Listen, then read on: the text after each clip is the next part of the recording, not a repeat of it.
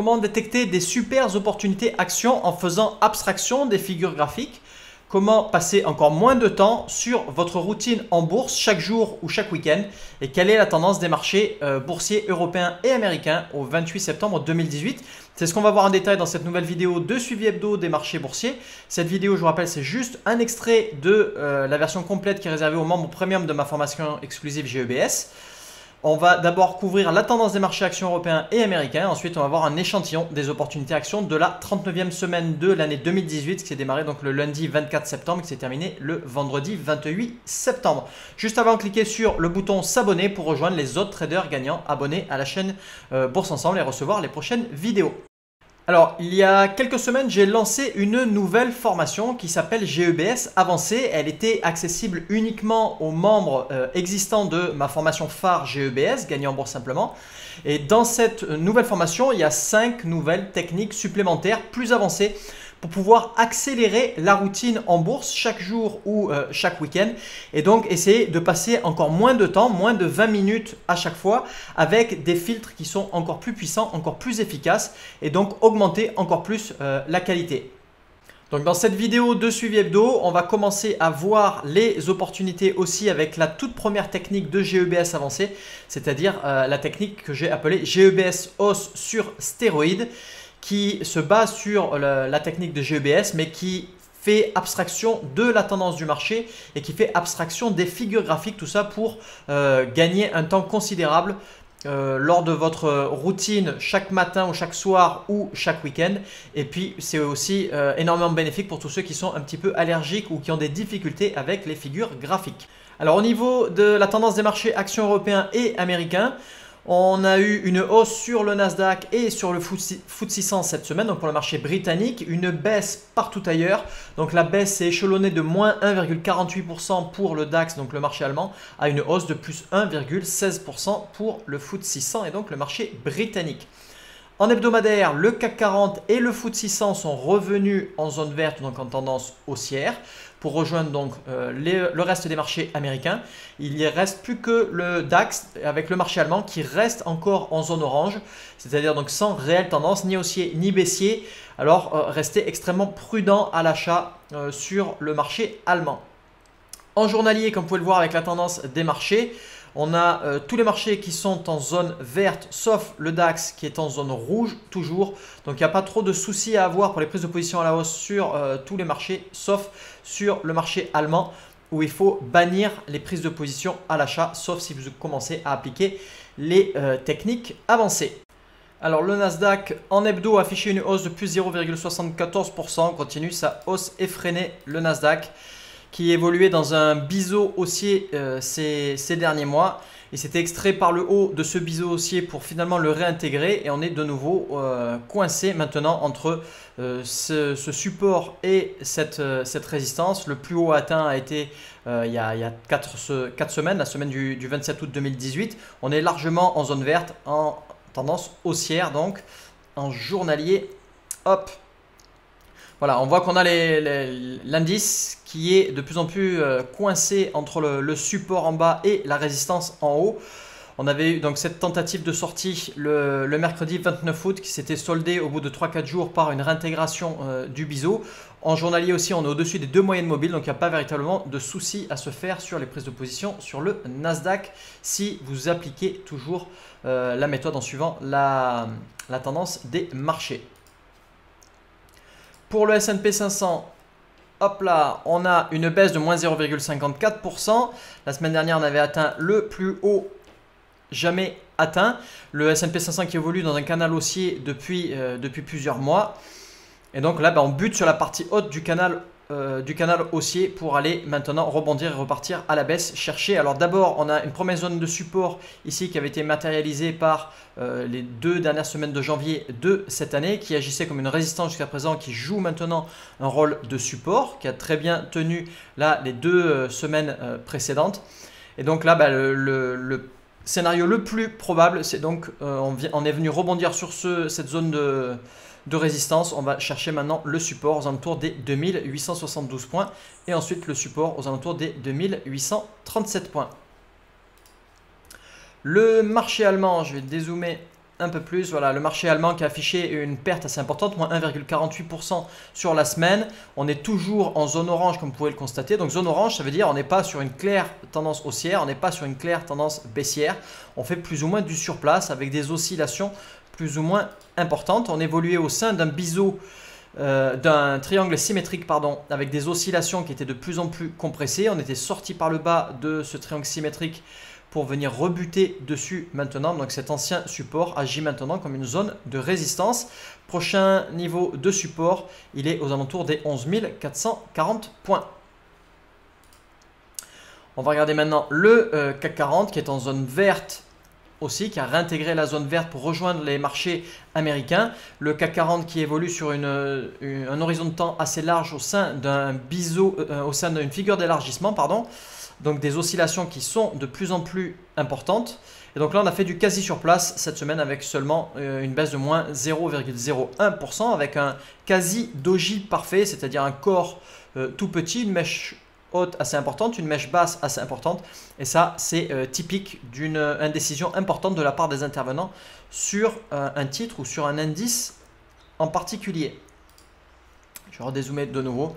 Donc là, on a donc notre zone de support ici qui est matérialisée aussi par la moyenne mobile à 50 semaines. Le plus probable, là, néanmoins, c'est de repartir à la hausse et d'aller chercher la zone de résistance aux alentours des 5720 points. Pour le FTSE 600, avec notre indice de référence UKX sur Euronext Paris, hop.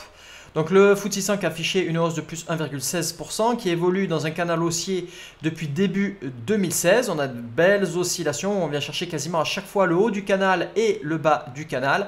Là, on est sur le bas du canal, on est en train de rebondir pour réintégrer la zone verte ici au-dessus de la moyenne mobile à 50 semaines et repartir chercher le haut du canal aux alentours des 91,95. Au niveau des opportunités actions de la semaine, alors on a eu cette semaine et puis la semaine précédente aussi, puisqu'il n'y avait pas eu de suivi hebdo le week-end dernier. On a surtout eu des opportunités à la hausse ces 2 dernières semaines. On a eu quelques opportunités à la baisse aussi quand même. Mais dans ce suivi hebdo, dans cette vidéo, je vais surtout me focaliser sur les hausses pour voir aussi entre autres la nouvelle technique de GEBS avancée en action, donc c'est-à-dire GEBS hausse sur stéroïdes. N'oubliez pas quand même de bien vérifier les dates d'annonce de résultats, même avec les nouvelles techniques avancées. Vous ne voulez absolument pas rentrer juste avant une annonce de résultats et traverser des montagnes russes, peu importe la méthode, peu importe la technique que vous employez. Je vais même en profiter dans cette vidéo de revenir en arrière sur la semaine précédente puisqu'il n'y avait pas eu de suivi hebdo le week-end dernier et vous montrer des exemples très récents, très concrets, notamment avec la nouvelle technique. Alors première opportunité sur laquelle j'aimerais revenir en arrière, c'est le titre AGN sur Euronext Amsterdam. On avait eu notre signal GEBS ici qui s'était déclenché le 19 septembre. Vous voyez ici maintenant un nouvel indicateur GEBS hausse sur stéroïdes, qui nous permet de faire abstraction complète de la tendance du marché et de faire abstraction des figures graphiques. Je vais rezoomer encore un peu plus. Donc là, on retrouve 2 moyennes mobiles qui sont très proches l'une de l'autre. Donc un véritable calme plat qui s'est matérialisé sans avoir à visualiser véritablement 2 figures graphiques. Et ensuite, on a eu une accélération le 19 septembre avec un rebond sur ces 2 moyennes mobiles, une accélération à la hausse, une forte augmentation des volumes, l'indicateur GEBS hausse sur stéroïdes qui se déclenche. On peut rentrer quasi aveuglément. On a un petit niveau de résistance ici qui n'est pas hyper critique. On était sur la tendance baissière et on n'est pas sur un plus haut historique jamais atteint ou sur un point qui a été touché à de nombreuses reprises. Donc pas hyper critique cette petite zone de résistance et donc on peut rentrer en position derrière le jeudi, le lendemain, le jeudi 20 septembre. Belle configuration, elle ne vaut pas énormément le coup. Pourquoi? Parce qu'on a seulement une hausse de 2,67% ici, donc même si on a une très belle configuration, on a un petit gain seulement à aller chercher qui a été obtenu en l'espace de 2 séances seulement. Titre suivant, c'est le titre ARES sur le NYSE. Je vais redézoomer de nouveau. Donc vous voyez, sans avoir à se soucier des figures graphiques, on a eu le signal GEBS ici et le signal GEBS hausse sur stéroïdes qui s'est déclenché. On voit de nouveau des moyennes mobiles écrasées très proches l'une de l'autre et ensuite on vient repartir, redécoller à la hausse sur ce signal du du 18 septembre. J'attire aussi votre attention sur les signaux précédents de Clam Action haussier qui s'était déclenché, un emballement aussi. On verra ça plus en détail lors du suivi hebdo la semaine prochaine pour profiter justement de cette grosse accélération et de ce gros emballement. Voilà, donc là, configuration impeccable, premier objectif de gain qui a déjà été atteint. Titre suivant, c'est le titre C, donc Citigroup Inc. sur le NYSE. On retrouve une configuration assez similaire à celle qu'on vient de voir à l'instant. Des moyennes mobiles qui se rapprochent l'une de l'autre, un signal GEBS et un signal GEBS hausse sur stéroïdes. Donc une belle configuration. Malheureusement, alors il y avait une faible hausse à aller chercher, seulement 3,31%. Une opportunité donc correcte qui nous déçoit depuis. On ne bouge pas, on ne bouge surtout pas le stop loss. Et on va avoir la moyenne mobile à 50 jours et à 200 jours qui vont de toute façon agir comme un gros support à ce moment-là. On va pouvoir repartir à la hausse et aller chercher donc notre objectif de 1R. Ensuite, le titre CSTE, ça c'était sur le Nasdaq avec un signal qui s'était déclenché le 17 septembre. Je vais dézoomer un peu plus. Vous voyez, c'est évident, on était passé de la zone verte à la zone orange puis la zone rouge. Un titre qui a dégringolé et qui s'est situé en dessous de ces deux moyennes mobiles pendant plus d'un an. Et ensuite, on a eu notre signal là sur une toute première reprise. Donc je vous rappelle que c'est beaucoup plus risqué de prendre des positions dans ce sens-là, même avec les techniques avancées. Donc il y a plus de risques. Le premier objectif de gain a été atteint dans la journée même. Le titre DRYS sur le Nasdaq, on voit qu'on fait du surplace. On a des moyennes mobiles qui sont proches l'une de l'autre. D'un coup, une accélération pour la tempête qui se matérialise après le calme plat le 19 septembre. Donc, belle configuration pour les hausses sur stéroïdes, impeccable. Le premier objectif de gain a été atteint en 5 jours. Le titre EEQ sur le NYSE. Hop. De nouveau, on est sur une première reprise. Vous voyez un titre qui dégringole, qui fait un plus bas aux alentours de mars 2018, qui repart à la hausse tout doucettement, qui repasse de la zone rouge à la zone orange, puis la zone verte. On est un petit peu plus serein à ce moment-là. Je vais rezoomer un peu plus, voilà. Et ensuite, notre signal GEBS et GEBS hausse sur stéroïdes sans se casser la tête sur la tendance des marchés et sur les figures graphiques. Donc, plus risqué avec la reprise auquel on fait face. Depuis, déception aussi comme sur le titre Citigroup. De nouveau, on va avoir la moyenne mobile à 50 jours et à 200 jours qui vont agir comme un support important et on devrait pouvoir repartir à la hausse et aller chercher donc ces grosso modo 9-10% de gains en l'espace de quelques jours seulement. Ensuite, le titre FATE, F-A-T-E sur le Nasdaq. On a eu deux signaux consécutifs. De nouveau, on retrouve, sans avoir à visualiser de figures graphiques importantes, qu'on est sur un gros calme plat. On a les deux moyennes mobiles qui sont en train de se resserrer et qui sont très proches l'une de l'autre. Et ensuite, on repart à la hausse le 18 septembre. De nouveau aussi le 19 septembre. Donc, très belle opportunité, ou bien qu'avec GEBS, ou bien avec GEBS sur stéroïdes. Un véritable régal et l'objectif de 1R atteint en l'espace de 2 séances seulement. Le titre FTR sur le Nasdaq. Hop, je dézoome.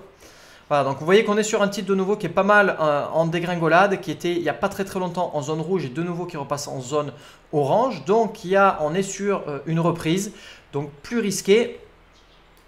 Hop. On a notre signal le 17 septembre. Là, sur la technique de base de GEBS, on ne rentre pas en position. Par contre, avec GEBS avancé et le signal de GEBS hausse sur stéroïdes, là, on peut potentiellement rentrer. On a des moyennes mobiles qui sont assez écartées l'une de l'autre, donc il y a un risque un petit peu plus important. Ensuite, le titre GWPH sur le Nasdaq. Un signal qui nous a été retourné le mardi 18 septembre.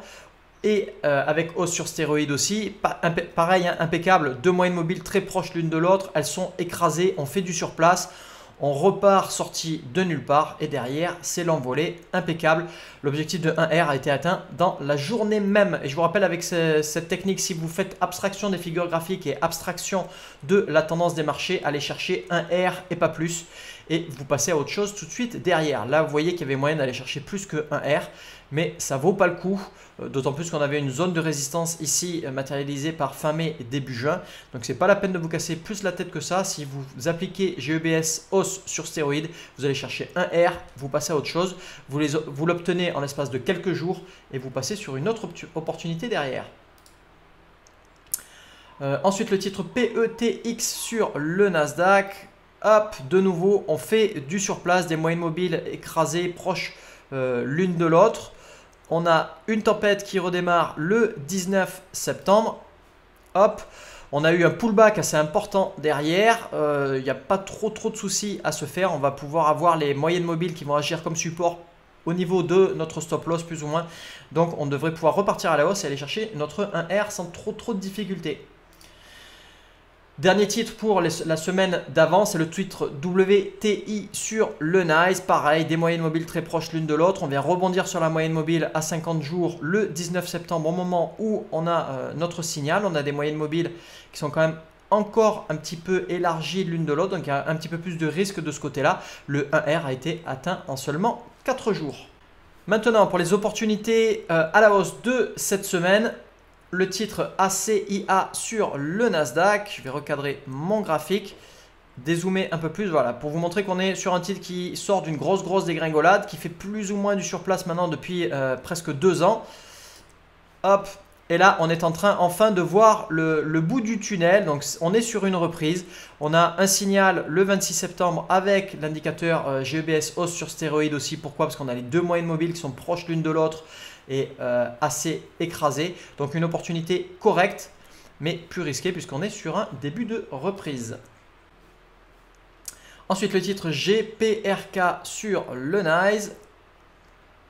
On va recadrer le graphique. Un titre qui nous a fait plaisir, c'était au début de cette année. De nouveau, on repart sur une petite consolidation et ensuite, on redécolle à la hausse le lundi 24 septembre. Donc ça, aussi bien avec GEBS que GEBS sur stéroïdes. Belle prise de position ici et on continue sur la hausse derrière. Ensuite, le titre I, donc Intelsat sur le NYSE. Pas grand chose à dire ici. On n'a pas l'indicateur de GEBS hausse sur stéroïdes, mais en appliquant la méthode de base de GEBS, joli triangle symétrique, un marché qui était en zone verte, un titre qui est en zone verte. Une belle tempête le 25 septembre, forte hausse des cours, forte hausse des volumes. Là, il n'y a pas trop de questions à se poser. Vous pouvez rentrer les yeux fermés. On continue l'envolée derrière. Hop, une tempête le 25 septembre. Impeccable pour rentrer avec GEBS hausse sur stéroïdes. Vous ne cassez pas la tête sur la figure graphique. Vous ne cassez pas la tête sur la tendance du marché. On vient rebondir sur la moyenne mobile à 50 jours et on repart vers l'envolée derrière. Merci d'avoir regardé cette vidéo en entier. Cliquez sur le bouton j'aime et abonnez-vous pour ne pas rater les prochaines vidéos.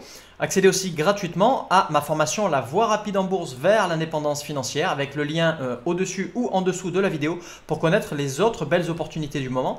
Je vous dis à très bientôt sur Bourse Ensemble et surtout n'oubliez pas, faites partie des traders qui ont une routine ultra efficace pour détecter les meilleures opportunités en bourse en y passant moins de 20 minutes à chaque fois.